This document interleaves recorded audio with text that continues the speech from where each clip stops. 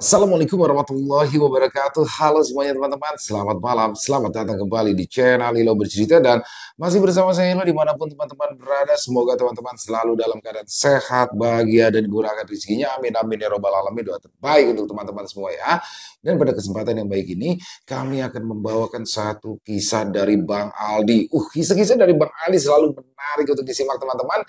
Tapi sebelum kita masuk ke dalam kisahnya, buat teman-teman mungkin yang baru bergabung atau yang sudah lama bergabung, tapi ternyata lupa belum subscribe, yuk diklik dulu tombol subscribe-nya, jangan lupa lonceng notifikasinya dinyalakan, agar teman-teman selalu mendapatkan notifikasi dari konten-konten yang akan kami upload di setiap harinya. Dan untuk channel Lilo Bercerita, kami upload setiap hari teman-teman, setiap malam jam 9 malam waktu Indonesia bagian Barat. Oke, nggak pakai berlama-lama lagi, pasti udah gak sabaran kan untuk masuk ke dalam kisahnya. Kita langsung saja masuk ke dalam kisahnya. Kita berangkat ke Curug Manunggal.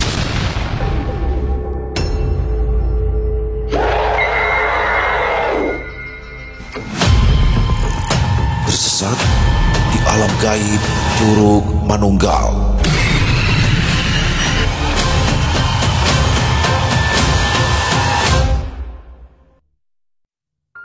Sebuah mobil sedan hitam menderu di depan halaman rumah Danu. Pandangan lelaki itu tak teralihkan oleh kehadiran mobil tersebut. Bahkan ia sama sekali tidak bergegas untuk menyambut tamunya. Dua pria turun dari dalam mobil sambil membawa buah tangan berupa gorengan dan sebotol besar minuman cola. Danu hanya melirik saat ke arah mereka, lalu kembali melemparkan pandangannya pada kebun kosong yang terletak persis di sebelah rumah. Nah, apa sih? Temen datang bukannya disambut malah bengong. Celutuk Bowo, pria pemilik mobil sedan tersebut. Tahu tuh, pasti habis berantem lagi sama pacarnya. Ayo ngaku, timpal Guntoro atau biasa dipanggil Toro. Danu menggeleng, ia tetap bergeming pada posisinya. Toro dan Bowo jadi semakin bingung dengan gelagat kawannya yang terlihat tidak bersemangat. Dah, bengongnya stop dulu. Sekarang mending lu ambil gelas sama wadah buat gorengan. Ayo, mumpung masih panas nih. Bowo menggusur paksa Danu. Alhasil, pemuda itu mau tak mau bangun lalu beranjak menuju dapur. Kalau nggak digituin, nggak bakal gerak dia seloronya lagi. Bowo lalu duduk di sofa, sementara Toro masih berkutat dengan tali sepatunya. Tidak beberapa lama, Danu muncul dari balik pintu sambil membawa piring beserta 3 gelas plastik. Segera saja, Danu menuangkan semua gorengan tadi ke atas piring. Cabai rawitnya cuma sedikit, pelit tukang gorengannya, protes Toro. Ya maklumin aja, harga cabai kan lagi mahal. Pedagang juga udah rugi keles, saut Bowo sembari mencomot sepotong gorengan. Kalau kurang cabainya, ketika aja di belakang sana, di dapur gua ada pohon cabai jablay udah pada merah-merah juga. Danu menimpali. Udah nggak usah, kayak ditahan pedes aja. Tahun lalu aja masuk rumah sakit gara-gara makan tahu jeletot, sahut Bowo. Ketiga pemuda tadi pun menikmati gorengan sambil diselingi dengan obrolan ringan. Sontak Danu yang awalnya murung kini malah terlihat paling lahap menyantap kudapan tersebut. Bowo dan Toro melongo, penuh rasa takjub juga heran melihat tingkah kawan lama mereka ini. Hal itu membuat Toro jadi iseng untuk mengomentarinya. Kesurupan, barusan kita datang tampangnya murung-murung baik, sekarang giliran ada gorengan malah paling brutal makannya. Gue barusan bengong gara-gara belum sarapan. Untung aja kalian datang bawa gorengan, saut Danu. Ngomong-ngomong, ada keperluan apa nih? Tumben-tumbenan kalian berdua kemari. Ngomong-ngomong, ada keperluan apa nih ya? Tumben-tumbenan kalian berdua kemari, tanya Danu lagi. Kalau gue cuma mau main aja, daripada seharian diem di rumah, mending gue ajak si Toro datang ke sini. Balas Bowo. Danu pun hanya manggut-manggut, sementara mulutnya masih sibuk mengunyah tahu isi. Toro yang merasa aneh dengan jawaban dari Bowo tampak mengernyitkan dahi. Sebenarnya sih bukan itu maksud kita ke sini, Toro menimpali. Kita tuh dengar selentingan kabar yang nyebutin kalau di dekat sini ada air terjun yang masih perawan, belum digarap sama Pemda setempat. Nah, gue sama Bowo tuh penasaran sama tuh air terjun. Makanya kita berdua mampir ke sini. Barangkali aja lu tahu lokasinya. Sambungnya lagi. Curug Manunggal maksudnya? Curug itu sih emang belum terjamah oleh wisatawan karena memang akses menuju ke sananya cukup menantang. Jelas Dano, pengunjung cuma bisa membawa kendaraannya sampai di perkampungan aja. Selebihnya mereka harus berjalan kaki ke dalam hutan sejauh 3 kilometer. Dulu sih sempat ada pihak yang mau jadiin curug itu sebagai objek wisata ya, tapi semuanya mentok di masalah perizinan. Imbunya lagi. Kenapa? Amplopnya kurang tebel ya. Celetuk bawah sambil terkekeh. Bukan itu masalahnya. Curug Manunggal itu kan terletak di tengah-tengah hutan. Dan hutan tersebut adalah hutan yang dilindungi oleh adat serta warga setempat. Sebagian besar warga umumnya menolak gagasan tersebut. Kalaupun ada yang setuju Curug Manunggal dijadikan objek wisata, ya paling-paling cuma kepala desanya aja. You know lah. Danu mengakhiri penjelasannya. Nggak di mana-mana sama aja. Selalu aja ada kepala desa yang paling ngotot kalau buat urusan cuan. Sahut bos Ines. Mungkin kepala desanya udah ngebet kali pengen kawin lagi. Toro berseloro yang kemudian disusul dengan tawa khasnya. Tapi kalau kalian emang pengen pergi ke sana, gua oke-oke aja buat nganterin. Yang penting ada cemilan sama rokok. Ujar Dano menawarkan diri. Ya elah, cemilan sama rokok doang mah aman, gampang. Serga bawa seraya meletakkan sebungkus kretek berwarna coklat ke atas meja. Tuh, jamur coklat kesukaan lo. Barusan gue sengaja beli di minimarket buat sogokan. Lanjutnya lagi, mata Danu berbinar melihat sebungkus rokok kesukaannya teronggok di atas meja. Tanpa basa-basi, ia langsung menyambar rokok tersebut lalu memasukkannya ke dalam saku. Tunggu bentar, gue mandi dulu ya. Setelah itu kita langsung berangkat ke Curug Manunggal, ucap Danu. Meski tujuannya hendak mandi, namun tangan Danu masih sempat menyambar sepotong risol Bowo sampai melongo. Menyaksikan kegesitan tangan Danu. Sementara itu, Toro hanya bisa geleng-geleng kepala lantaran risol incarannya keburu digondol. Pukul 11 siang, mobil sedan yang dikendarai Bowo akhirnya tiba di batas desa. Berbekal basa-basi, sebungkus rokok serta sejumlah uang, Bowo pun berhasil membujuk seorang warga untuk bersedia menjaga mobilnya. Tenang aja Jang, mobilnya bakal saya jagain sampai kalian kembali. Warga itu berusaha meyakini Bowo. Yang penting mah, kalau sudah jam 4 sore, kalian harus sudah keluar dari dalam hutan. Jangan sampai lewat dari jam segitu. Lanjutnya lagi. Memangnya ada apa ya kalau lewat dari jam 4, Mal? Toro penasaran. Gak ada apa-apa. Itu cuma peraturan yang berlaku turun-temurun di kampung ini. Logisnya curug itu kan terletak di tengah hutan. Dan di tempat tersebut masih banyak kerak sama babinya. Ya kalau semakin sore mah hewan-hewan liar tadi bakal keluar dari sarang untuk cari makan. Jelas warga tersebut dengan raba. Bu dan Toro mengangguk dengan wajah sedikit serius. Hanya Danu saja yang terlihat santai sebab dia pernah 2 kali datang ke Curug Manunggal. Sedikit banyak, pemuda itu sudah hafal medan serta jalur yang nantinya akan dilaluinya. Warga tadi menyadari jika Bowo dan Toro sempat kepikiran dengan ucapannya. Ia pun akhirnya mencoba mengalihkan pembicaraan. Ya sudah, lebih baik kalian berangkat dari sekarang. Kalau nggak terlalu sering istirahat, paling-paling sejam juga udah sampai di Curug. Baik Mang, kalau begitu kita berangkat sekarang ya, sahut Bowo. Setelah berpamitan, Bowo berinisiatif memimpin perjalanan menuju Curug Manunggal. Sementara itu, Danu dan Toro tampak mengikuti langkahnya dengan langkah santai. Warga tadi hanya memandangi ketiga pemuda tersebut yang berjalan kini mulai memasuki wilayah hutan. Dari balik sakunya, ia merogoh sebungkus rokok yang diberikan Bowo. Sambil berbalik badan, ia pun menyulut sebatang kretek yang terselip di mulutnya.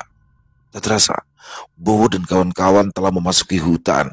Hingga ke bagian yang paling dalam, batang-batang pohon yang menjulang ke angkasa membuat suasana di dalam hutan sedikit redup namun terasa sejuk.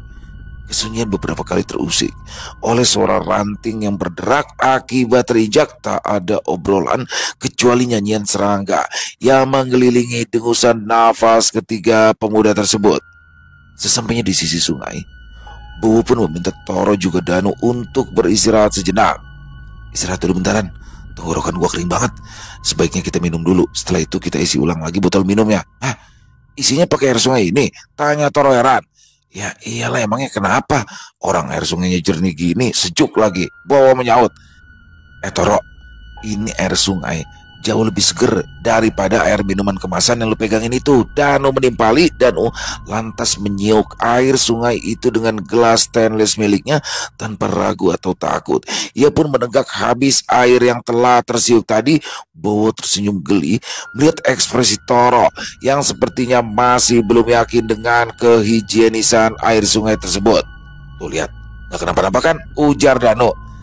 Iya iya, lu pada aja minum, gogah daripada nanti kena diare, balas Toro sembari menjadarkan tubuhnya di sebuah batu besar. Itu memang dasar perut lo aja yang katrok, celetuk Dano. Sekali lagi, Bowo cuma bisa geleng-geleng kepala melihat kelakuan kedua kawannya yang selalu berisik manakala berjumpa. Tidak terlalu lama mereka beristirahat di tempat itu. Selepas mengisi ulang persediaan air minum, Bowo mengajak kawan-kawannya untuk melanjutkan perjalanan. Kali ini, Danu berinisiatif mengambil posisi terdepan sebab jalur yang akan dilalui mulai memiliki percabangan. Salah memilih jalur bisa beresiko membawa ketiganya kembali ke perkampungan atau bahkan tersesat ke belantara yang jauh lebih pekat. Entah, sudah berapa kilo mereka berjalan di tengah hutan yang sunyi dan terlindungi kanopi alam berupa rimbunan. Waktu sudah menunjukkan pukul 10:30, namun ketiganya memutuskan untuk terus bablas. 15 menit kemudian, sayup-sayup terdengar suara gemuruh dari kejauhan. Danu menghentikan langkah dengan diikuti kedua rekannya. Tuh, pada denger nggak suara berisik itu tuh? Itu suara air terjunnya, ucap Danu. Wajah Bowo dan Toro sontak berseri-seri. Begitu tahu jika tak lama lagi mereka akan sampai di tujuan. Meski wajah keduanya tampak memerah lantaran lelah, namun mereka enggan beristirahat walau sejenak. Nah, itu adalah tanjakan terakhir. Setelah ngelewatin tanjakan tersebut, keindahan Curug Manunggal segera menyambut, sambungnya. Danu kembali memimpin kedua kawannya melangkah menuju sumber gemuruh tadi. 3 menit mereka berjalan samar-samar. Tampak objek vertikal berwarna putih dari balik dedaunan yang menjorok ke jalan. Danu menyibak tanaman yang menghalangi pandangan. Saat itulah setitik surgawi hadir di hadapannya. Sebuah air terjun setinggi 70 meter dengan dikelilingi benteng berupa tebing berbatu membungkam Bowo dan Toro dalam keterpukauan. Percikan buih-buih dingin langsung mendarat di wajah ketiga pemuda tersebut. Itulah sambutan ramah dari sang alam. Subhanallah, gumam Bowo penuh rasa takjub. Toro tak mampu menyembunyikan rasa kagumnya akan keelokan mahakarya sang pencipta. Tanpa malu-malu, dia langsung membenamkan kakinya ke dalam aliran sungai yang jernih dan dingin menyegarkan. Bowo terprovokasi. Dia pun ikut-ikutan membuka baju lalu menceburkan diri ke dalam air. Sedangkan Danu, dia lebih memilih menyiapkan peralatan memasak. Dan buruan nyebur sini. Selalu jauh-jauh ke sini tapi nggak mandi, seru Bowo yang muncul dari dalam air. Udah pernah. Dah, kalian berdua puas-puasin berenangnya. Gue mau masak air dulu buat bikin mie sama kopi, balas Danu yang tetap fokus menyalakan kompor portable miliknya. Bagaikan anak kecil, Bowo dan juga Toro saling usil bermain air. Keduanya betul-betul memanfaatkan momentum tersebut karena belum tentu setahun sekali mereka bisa berkunjung ke tempat itu. Selepas makan siang, Danu dan Bowo memilih untuk merebahkan diri di atas matras. Angin sejuk santun berembus membuat kelopak mata keduanya bagai digelayuti bandul besi tak terasa. Bowo dan Danu telah terlelap di antara riuh Curug Manunggal yang bergemuruh. Toro sebenarnya hampir terlelap, tapi suara derasnya jeram membuatnya sukar terpejam. Samar-samar Toro melihat ada seorang wanita muda berkemben hitam sedang berjalan di tepi aliran sungai. Toro buru-buru bangun lalu duduk di sebelah Bowo yang sedang asyik mendengur. Toro menggosok-gosok kedua matanya lalu mencoba mempertegas apa yang baru saja dia lihat. Perempuan itu sadar jika ada yang sedang memperhatikan gerak-geriknya. Dia pun sedikit mendongak, lalu melihat ke arah Toro. Seraut wajah ayu berbalut kulit putih mulus itu menghaturkan senyum, seraya menganggukkan kepala sekali lagi. Toro menggosok-gosokkan mata, memastikan apa yang dilihat bukanlah halusinasi belaka. Perempuan muda tadi langsung beranjak pergi sambil menjinjing keranjang rotan berisi buah-buahan hutan. Hasrat kelelakian Toro bangkit. Rasa penasaran turut membawa langkah kakinya mengikuti kemana wanita tersebut pergi. Sementara itu, Danu dan Bowo masih terbuai di dalam mimpi. Mereka tidak sadar jika Toro telah meninggalkan mereka demi mengejar sosok berparas cantik tadi. Neng, tunggu dulu Neng. Toro memanggil-manggil perempuan itu. Perempuan tersebut menghentikan langkahnya, lalu menoleh ke arah belakang. Tampak Toro yang masih saja berlarian ke arahnya dengan wajah memerah dan nafas yang terengah-engah. Ah, Nengnya penduduk sini, tanya Toro begitu berhasil mencapai si wanita tadi. Wanita itu mengangguk sambil terus menatap Toro. Nengnya sendirian aja. Lagi, si Neng meresponnya dengan anggukan. Emangnya si Neng gak takut jalan sendirian di dalam hutan? Kali ini wanita itu membalasnya dengan menggelengkan kepala.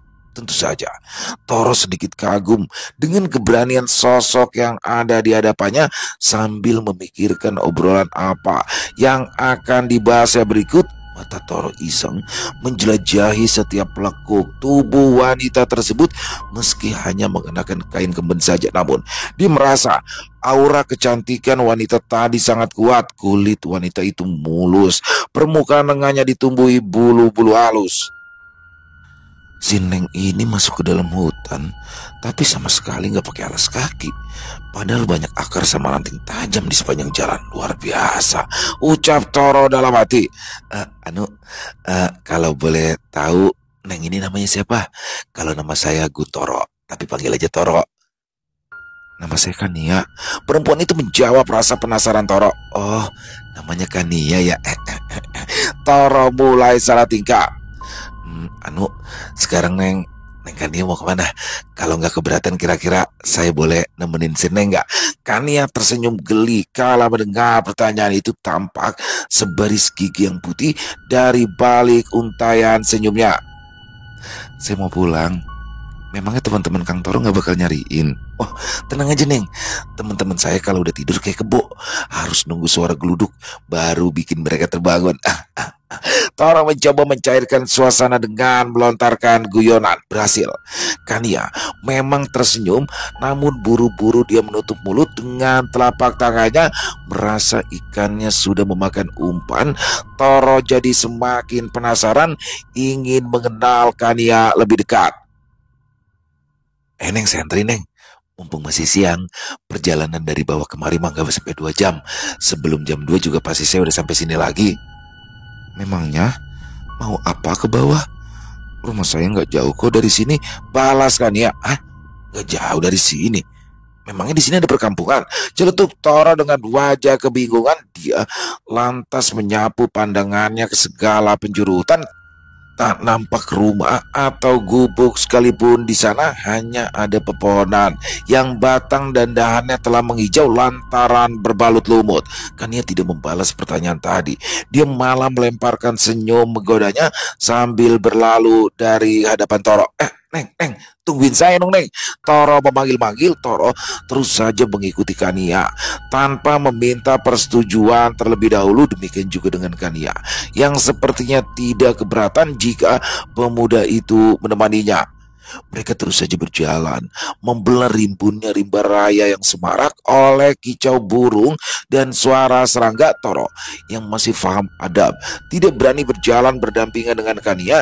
Dia cukup senang meskipun hanya berjalan di belakangnya saja. 5 menit berlalu. Dari jarak yang tidak begitu jauh, tampak seberkas cahaya yang menyilaukan pandangan.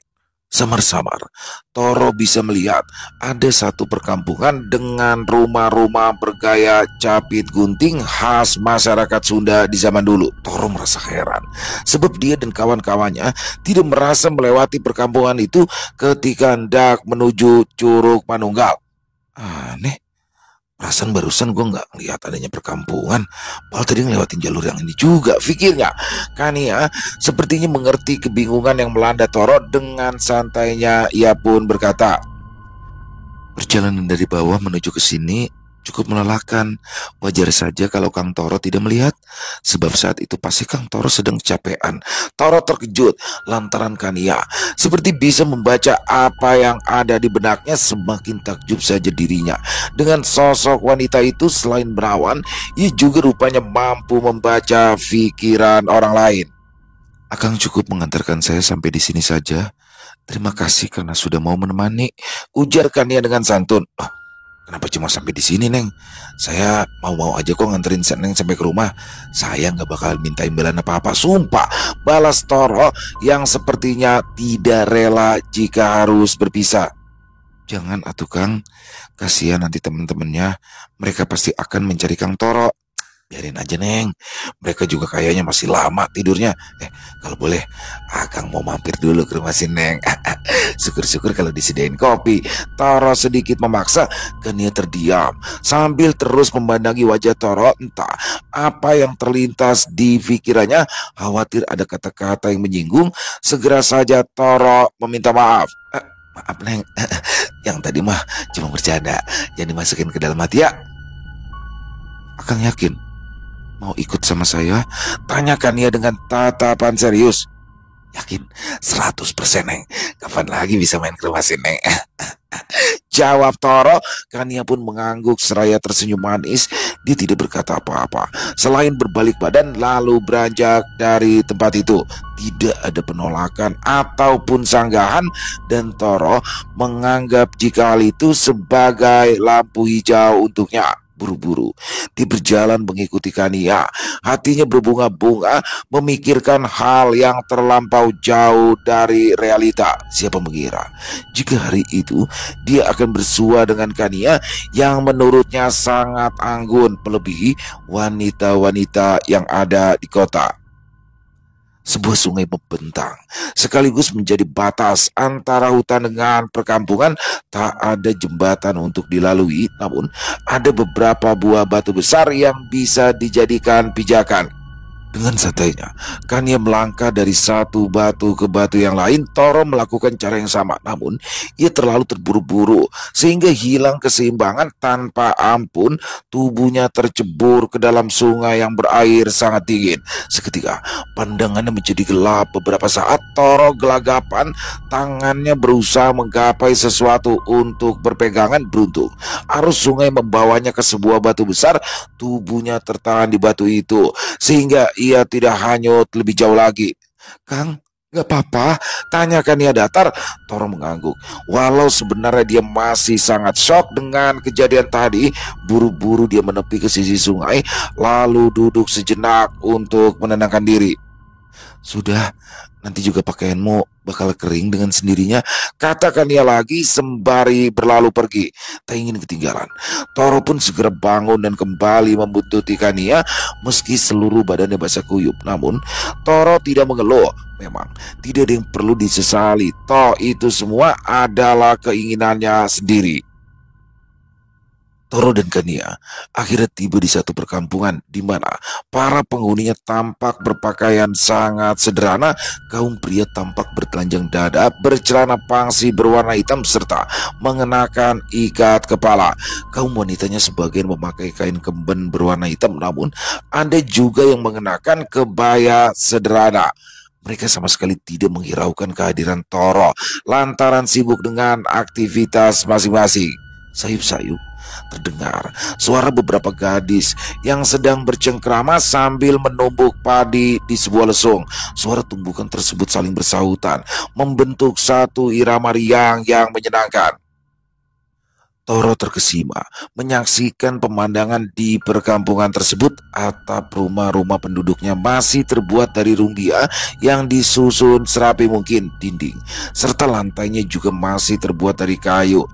Tak ada tiang listrik yang terpanjang di sepanjang pemukiman pun tak nampak benda-benda modern seperti yang ada di perkampungan pada umumnya. Belum habis rasa takjubnya, Toro tiba-tiba dikejutkan oleh satu hal yang menurutnya aneh bin ajaib. Di kebun yang ia lalui terlihat beraneka tanaman buah dan sayur mayur yang membentang cukup luas, namun ukuran buah yang ada di situ lebih besar dari yang pernah dia temukan di pasar ataupun di supermarket terkenal. Gede-gede banget ya buah sama sayurannya. Pasti pakai pupuk khusus ini, tanya Toro. Pupuk khusus? Enggak sama sekali, kan ia menyaut. Terus kenapa tanamannya bisa subur ini? Di pasar yang ada di kota aja, ukurannya tidak lebih besar dari yang ada di sini. Toro tampak penasaran. Kami tidak pakai pupuk khusus, seperti yang barusan kamu bilang. Intinya, penduduk di sini meyakini jika hutan, sungai, serta gunung itu dijaga dengan sepenuh hati, niscaya alam akan menganugerahi kami dengan hasil bumi yang melimpah. Jelaskan ya. Alam menjadi bagian penting dalam kehidupan penduduk di sini.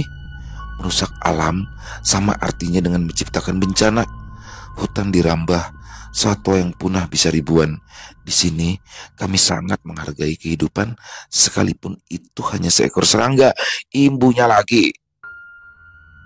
Toro tak sanggup berkomentar lantaran kagum dengan pertanyaan Kanian. Dia tidak mengira jika masih ada kepedulian terhadap alam pada penduduk di tempat itu. Pantas saja dia sama sekali tidak menemukan sampah yang berserakan di sepanjang jalan maupun di sepanjang aliran sungai.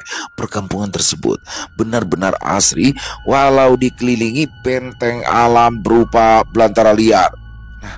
Itu rumah aku, seru Kania seraya menunjuk ke sebuah ruangan. Begitu sampai di depan rumah, Kania segera mempersilahkan Toro untuk duduk di beranda. Tak ada kursi, sehingga dia cuma bisa duduk di lantai yang terbuat dari bila-bila kayu. Kania bergegas masuk ke dalam rumah, sementara Toro masih sibuk melihat-lihat suasana di sekitarnya. Tak beberapa lama, Kania kembali muncul sambil membawakan air minum, beberapa buah salak, serta pisang. Diminum dulu airnya, setelah itu nanti aku akan mengajakmu berkeliling kampung, ucapkan ya. Toro mengangguk, lalu menuangkan air dari dalam kendi ke gelas yang terbuat dari potongan ruas bambu. Kerongkongannya yang sempat dahaga kini kembali merasa segar setelah mereguk air disuguhi Kania. Toro kemudian mengupas pisang dan memakannya dengan sangat lahap. Menurutnya, buah pisang itu rasanya sangat lezat dan lebih enak dari yang dijual di pasar. Kelar dengan suguhan tadi, akhirnya tiba saatnya bagi Kania untuk mengajak Toro tur keliling kampung. Toro merasa senang sebab perempuan cantik itu bersedia untuk menemaninya. Kania menjelaskan secara detail perihal tempat-tempat yang dianggapnya sakral di tempat tersebut. Dia juga berkali-kali menerangkan fungsi hutan sebagai paru-paru dunia sekaligus suaka bagi berbagai jenis satwa. Setiap kali Kania berbicara tentang kerusakan alam, selalu terselip kalimat satir yang terdengar getir di kalbu Toro. Ada perasaan murka bercampur nestapa yang tertahan pada diri Kania. Namun dia tidak ingin kawan barunya itu mengetahui kegelisahan yang sekian lama ia rasakan. Alhasil Kania jadi mengalihkan pembicaraan ke hal-hal yang lain. Nah, sekarang ayo kita ke arah selatan. Di sana ada sebuah pohon besar yang umurnya bahkan lebih tua dari kota tempat kamu tinggal, ucapkan ya. Mustahil, kota tempat saya tinggal itu sudah berusia hampir 200 tahun. Toro memberanikan diri untuk menyangga. Kania hanya tersenyum dingin menanggapi kalimat Toro barusan. Dia sama sekali tidak tersinggung dengan bantahan itu. Dia juga tidak berusaha mendebat Toro dengan argumen ataupun fakta. Kania tetap elegan, sekalipun bungkam 1000 bahasa. Dia tampak bersahaja dalam setiap tutur kata juga perilaku. berdebat menurutnya hanya menjadi ajang mencari pembenaran semata. Berdebat baginya cuma memvalidasi retorika secara subjektif. Kania tetap mengantarkan Toro menuju pohon besar itu, dan benar saja sebuah pohon dengan garis tengah hampir 2 meter tampak berdiri kokoh di hadapan Toro. Di belakang pohon tadi tampak alang-alang yang tumbuh rimbun menutupi jalur. Toro terkesiap, namun bukan karena penampakan pohon besar tersebut, melainkan dia melihat ada Danu yang sedang berdiri sendirian tak jauh dari situ. Danu tampak menoleh ke kiri dan ke kanan, wajahnya diliputi kegusaran. Aneh, sebab Danu sama sekali tidak melihat Toro ataupun Kania di sekitaran situ. Temanmu sudah mencarimu, Kang? Sebaiknya sudahi saja perjalanan ini. Segera temui mereka, kata Kania serius. Tenang aja, Neng, belum juga ada 1 jam saya main di sini. Lagi pula nanti bakal ketemu sama mereka juga kok di parkiran, palas Toro dengan enteng. Tapi tempat kamu bukan di sini, Kania menyaut dengan nada meninggi. Toro terkejut melihat perubahan pada wajah Kania.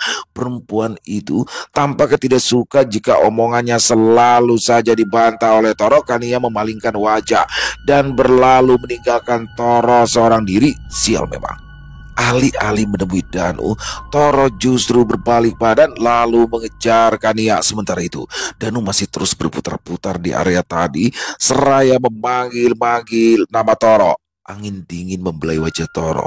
Sontak, pemuda itu terjaga dari tidurnya, matanya memicing akibat terpapar semburat sang surya. Telapak tangannya mulai sibuk menggosok-gosok kedua matanya yang masih terasa berat. Perlahan ia bangun, lalu duduk bersila. 2 jam berlalu begitu saja sampai dirinya terlelap di beranda rumah Kania. Lalu di mana Kania? Neng, Neng Kania, panggilnya. Tak terdengar suara sautan dari dalam rumah, hanya suasana hening belaka. Toro penasaran melihat pintu rumah yang tertutup rapat, namun rasa penasarannya itu harus ditahan sebab dia masih mengerti adab dan etika. Neng, Neng, lagi Toro memanggil-manggil Kania meski hasilnya selalu sama. Toro mulai berspekulasi, jika Kania pasti sedang berada di ladang atau kebun. Bisa saja perempuan itu diam-diam pergi ke sana saat dirinya tengah terlelap, pikir Toro.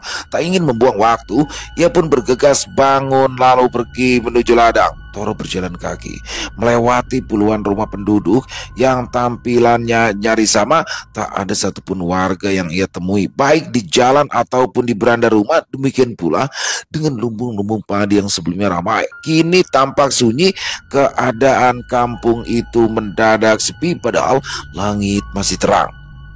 Apa mungkin penghuninya pada ke ladang semua ya? Gumam Toro seraya melirik ke arah sudut perkampungan. Ngomong-ngomong, di jam berapa ya nih? Takutnya si Bowo sama si Danu nyariin. Lanjutnya sambil menatap ke arah jam tangannya. Toro kaget begitu menyadari jarum jam di tangannya terhenti di pukul 12. Itu adalah waktu di saat dirinya hendak memasuki perkampungan tempat Kania tinggal. Kini wajahnya mulai sedikit panik lantaran ia jadi tidak tahu pukul berapa saat itu. Sial, jam pakai mati segala lagi. Kalau gini gue harus buru-buru nih buat nemuin Bowo sama Danu. Takutnya mereka sudah sampai di parkiran. Toro akhirnya urung mencari Kania.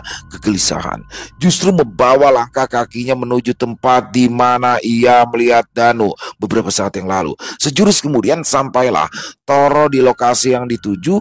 Kembali matanya tertuju pada sebuah pohon berukuran besar yang berdiri penuh dengan wibawa di antara pilar-pilar alam lainnya. Entah itu pohon jenis apa, ia pun tidak terlalu memikirkan. Kini Toro hanya ingin sesegera mungkin bertemu dengan kedua kawannya. Setelah bersusah payah menerabas alang-alang yang tumbuh di belakang pohon tadi, Toro akhirnya berhasil juga menemukan jalur setapak. Itu adalah jalur yang sebelumnya dia dan kawan-kawannya lewati saat hendak menuju ke Curug Manunggal. Tiba-tiba saja ada dorongan kuat di benak pemuda itu untuk menoleh ke arah perkampungan yang ada di belakangnya. Toro mengikuti kata hatinya. Dia pun berbalik badan. Dari kejauhan, dia bisa melihat perkampungan tersebut tidak lagi sepi. Satu persatu para penghuninya mulai menampakkan diri di depan rumah masing-masing. Mereka sama-sama berdiri sambil memandang ke arah Toro dengan tatapan datar. Toro merasa ada yang janggal dengan orang-orang itu, tapi ia tetap mencoba untuk berpikir rasional. Kini perkampungan tersebut perlahan tertutup oleh balutan kabut tipis yang datang secara tiba-tiba. Selepas kabut tadi buyar terurai angin, kampung beserta para penduduknya benar-benar menghilang dari pandangan. Toro kaget sebab lokasi perkampungan tadi berubah menjadi jurang yang membentang cukup dalam. Toro bergidik ngeri, buru-buru diangkat kaki meninggalkan tempat itu. Setengah jam berlalu. Belantara raya akhirnya berhasil Toro lalui dengan selamat. Langit kala itu sudah sedikit redup. Ketika ia tiba di perkampungan dari jarak yang sudah tidak begitu jauh, dia mencoba mencari mobil sedan milik Bowo yang sebelumnya terparkir, tapi sayang mobil tersebut sudah tidak ada lagi di tempatnya. Toro kebingungan lantaran lahan parkir serta beberapa rumah warga sudah tampak berbeda. Kok ada warung ya? Perasaan tadi siang gak ada lihat warung di sini deh. Gumam Toro. Dia memilih beristirahat di kursi yang tersedia di depan warung. Kembali Toro menyelisih ke sekelilingnya, berharap menemui Bowo ataupun Danu di tempat itu. Namun sekalipun dia mengitari setiap rumah warga, dia juga tak berhasil menemui kedua kawannya. Wajahnya jadi murung. Besar kemungkinan dia sudah ditinggal pergi oleh Bowo dan Danu. Rasa kesal dan sesal bercampur di dalam hati. Andai saja dia tidak mengantarkan Kania pulang, barangkali saat ini dia sudah duduk manis di dalam mobil sedan bersama teman-temannya. Dalam keputusasaannya, tiba-tiba saja Toro melihat Danu yang sedang duduk termenung di depan musola. Danu tampak mengenakan kopiah hitam. Barangkali ia baru kelar melaksanakan sholat asar. Hati Toro yang sempat kesal kini berganti menjadi bahagia. Buru-buru dia bangun dari kursinya lalu menghampiri Danu. Danu, panggilnya. Danu terhenyak, lamunannya buyar manakala ia mendengar ada yang memanggil namanya. Perlahan dia menoleh ke arah di mana sumber suara tadi berasal. Tubuh Danu bergetar, matanya memicing memastikan apa yang dilihatnya benar-benar nyata. Sementara itu Toro menghentikan langkahnya tepat beberapa meter di hadapan Danu. Ia tampak heran melihat wajah kawannya yang mendadak sedikit lebih tua dan agak lusuh, tidak seperti biasanya. Toro mengamati lagi dengan teliti. Dia tidak ingin sampai salah orang. Danu, lu Danu kan? Tanya Toro agak ragu. Danu tidak menjawab. Dia tetap bungkam dengan tatapan penuh rasa heran. Dia masih belum percaya dengan apa yang dilihatnya. Alhasil Danu menyelisik ke arah Toro mulai dari ujung kepala hingga ke ujung kaki. Ya, itu memang Toro. Danu bisa memastikan jika itu adalah benar dari kawannya. Si Bowo mana? Terus lu ngapain bengong di sini sendirian? Tanya Toro lagi. Danu masih juga membisu, walau mulutnya tampak bergetar seolah hendak mengucapkan sesuatu. Toro merasa janggal dengan tingkah laku Danu. Biasanya kawannya itu selalu saja meledeknya tiap kali bertemu, namun kali ini seperti ada sesuatu yang berbeda dengan Danu. Tampang lu kenapa jadi boros gitu sih? Lu lagi kesel ya? Gara-gara nyariin gua. Toro berseloroh. Danu sama sekali tidak terpancing dengan guyonan Toro tadi. Entah apa yang membuatnya jadi bersikap aneh seperti itu. Toro geleng-geleng kepala lantaran jadi sedikit jengkel. Alih-alih berusaha mencairkan suasana, kawannya justru tetap diam seribu bahasa. Dari tadi lu diem aja. Marah lu ya? Dah, kita pulang aja, mumpung masih sore, ajak Toro dengan nada kesal. Pulang? Sahut Danu dengan suara bergetar. Ya iya pulang. Emangnya lu mau ngapain lama-lama di sini? Balas Toro. Mau pulang kemana? Lagi, pertanyaan Danu membuat Toro jadi semakin bingung. Toro menoleh ke arah Danu dengan wajah serius. Dia tidak paham dengan apa yang diucapkan oleh kawannya itu. Enggan bercanda lagi, Toro pun berkata dengan nada yang tegas. Gak lucu bercandaan lu ah. Ayo bangun, Kita pulang. Danu menundukkan wajah tanpa bisa berkata apa-apa. Satu helaan nafas membuatnya bisa sedikit menguasai perasaan juga keadaan yang serba membingungkan. Dia pun bangun lalu membelakangi Toro. Beberapa saat kemudian Danu mulai melangkah pergi dengan diikuti Toro di belakangnya. Sepanjang jalan tak ada obrolan apapun yang keluar dari mulut keduanya. Mereka seperti tenggelam oleh pikiran masing-masing. Sore itu, jalan-jalan memang masih dipenuhi bocah-bocah yang riang bermain kelereng atau petak umpet. Mereka tidak menghiraukan keberadaan Danu ataupun Toro, sekalipun sempat mengganggu jalannya permainan. Demikian juga dengan Toro yang tidak peduli dengan hiruk-pikuk di sekelilingnya. Yang terpenting baginya saat ini adalah pulang, itu saja. 10 menit kemudian, sampailah kedua orang itu di satu tempat yang cukup jauh dari keramaian. Tak terdengar lagi riuh bocah-bocah yang bermain. Hanya terdengar desau angin yang meniup dedaunan. Toro melihat ke sekitar yang hanya dikelilingi oleh pepohonan berukuran sedang. Keadaan di tempat itu sangat hening, seperti tak tersentuh kehidupan. Tempat apaan sih nih? Ngapain lu malah bawa gua ke sini? Tanya Toro. Danu menghentikan langkahnya, lalu berbalik badan. Dia bisa menduga jika Toro saat ini tengah diliputi oleh rasa bingung. Namun dengan cara inilah dia bisa menjawab semua kebingungan yang melanda kawannya itu. Dengan wajah murung, Danu mencoba mengucapkan sesuatu sambil menunjuk ke satu tempat. Jawaban atas pertanyaanmu semuanya ada di sana. Toro memalingkan wajah ke satu titik yang baru saja ditunjuk oleh Danu. Matanya menyipit. Tak lama kemudian dia terenyang begitu mendapati namanya tertera di sebuah nisan kayu. Maksud lu apaan sih? Toro menatap Danu dengan perasaan geram.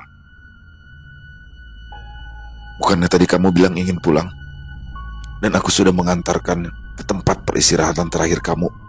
Dan disinilah rumahmu saat ini, balas Danu seraya menundukkan wajahnya. Danu tiba-tiba tak kuasa menahan air mata yang meluncur di pipinya.